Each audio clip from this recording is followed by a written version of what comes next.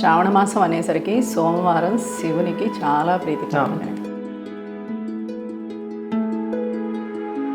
ఎవరికైతే చంద్రుడు సరి అయిన స్థితిలో ఉండడు ఉందని ఒక భయాందోళనతోటి కూడిన జీవితాన్ని ఎప్పటికప్పుడు అనుభవిస్తూ ఉంటారు. అలాంటి వారందరికీ ఈ సోమవార వ్రతం అంటే 4, 5 శ్రావణ సోమవారాలు వస్తాయి మనకి. ఈ 4, 5 శ్రావణ సోమవారాల్ని వ్రతం చేయడం వల్ల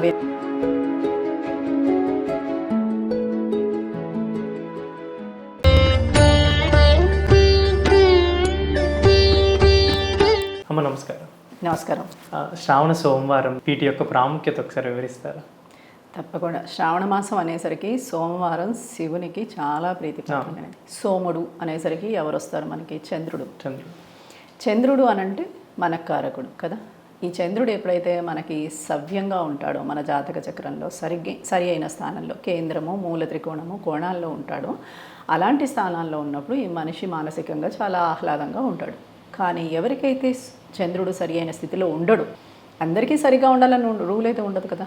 వాళ్ళు పుట్టిన గడియల్ని బట్టి ఆ చంద్రుడు సరి అయిన స్థానంలో లేకపోవడం వల్ల వీళ్ళు ఏంటంటే మానసికంగా ఒక విధమైన డిప్రెషన్లో చిన్న చిన్న విషయాలకి డిస్టర్బ్ అయిపోవడం, చిన్న చిన్న వాటికి టెన్షన్ పడడం, లేకపోతే అయ్యో ఏమైపోతుందో అని ఒక భయాందోళనతోటి కూడిన జీవితాన్ని ఎప్పటికప్పుడు అనుభవిస్తూ ఉంటారు.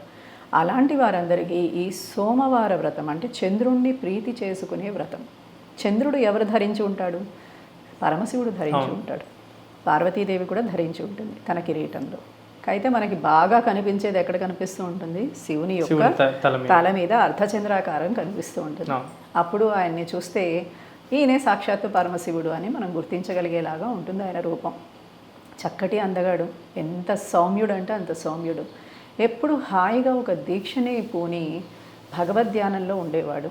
ఆయనను చూస్తే ఆహ్లాదాన్ని ఇచ్చేవాడు. ఎందుకు అనంటే కనుక అంత శాంతంగా కనిపించే స్థితి ఎక్కడుంది? పక్కనే ఉన్న దుర్గాదేవిని చూస్తేనేమో ఆవిడ చండికా రూపం ధరించి ఉగ్రస్వరూపం, ఆయన చూస్తే చాలా శాంత స్వరూపం.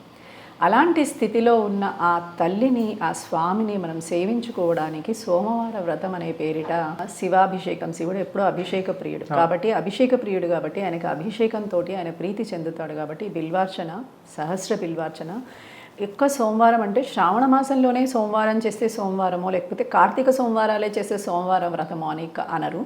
అయితే మనము మొత్తం సంవత్సరం అంతా సోమవార వ్రతం చేయలేని వాళ్ళు శ్రావణ మాసం సోమవార వ్రతం చేస్తే 4, 5 శ్రావణ సోమవారాలు వస్తాయి మనకి. ఈ 4, 5 శ్రావణ సోమవారాల్ని వ్రతం చేయడం వల్ల వీరికి సంవత్సరం అంతా చేసిన ఫలితం వస్తుంది. ఎందుకంటే చంద్రుడు చాలా ప్రశాంతంగా ఉన్న మాసం ఇది. అందుకని ఈ మాసంలో చేయడం వల్ల వీరికి మంచి మానసిక స్థితిగతి కలుగుతుంది. ఎప్పుడు ఇలా కిందికి మీదికి వాళ్ళ మనసుని ప్రభావం చూపిస్తూ ఉంటారు. కృష్ణ పరమాత్ముడు ఒకసారి ఒక కథలో మనకి మహాభారత యుద్ధంలో ఏమవుతుందంటే అర్జునుడు కూర్చుంటాడు.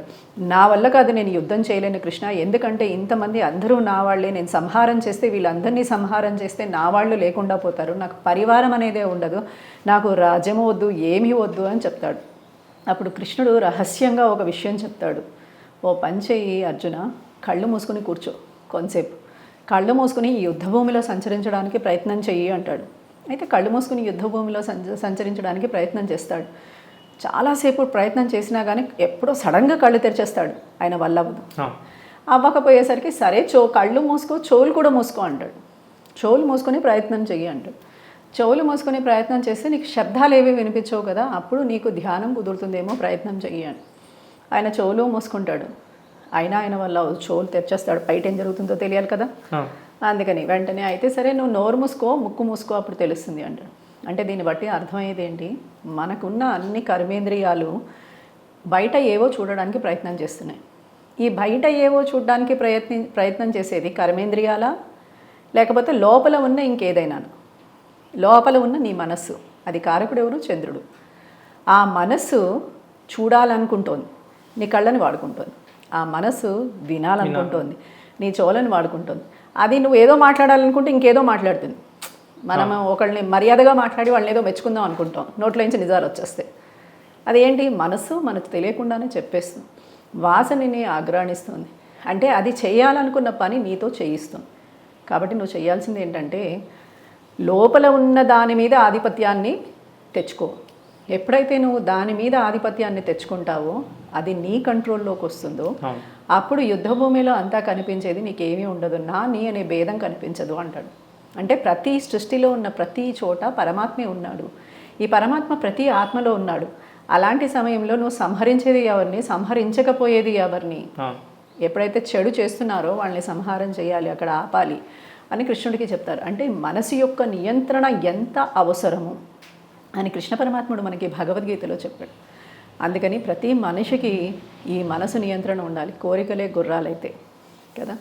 అందుకని ఈ శ్రావణ సోమవార వ్రతం ప్రతి ఒక్కరికి చాలా విశేషమైనది.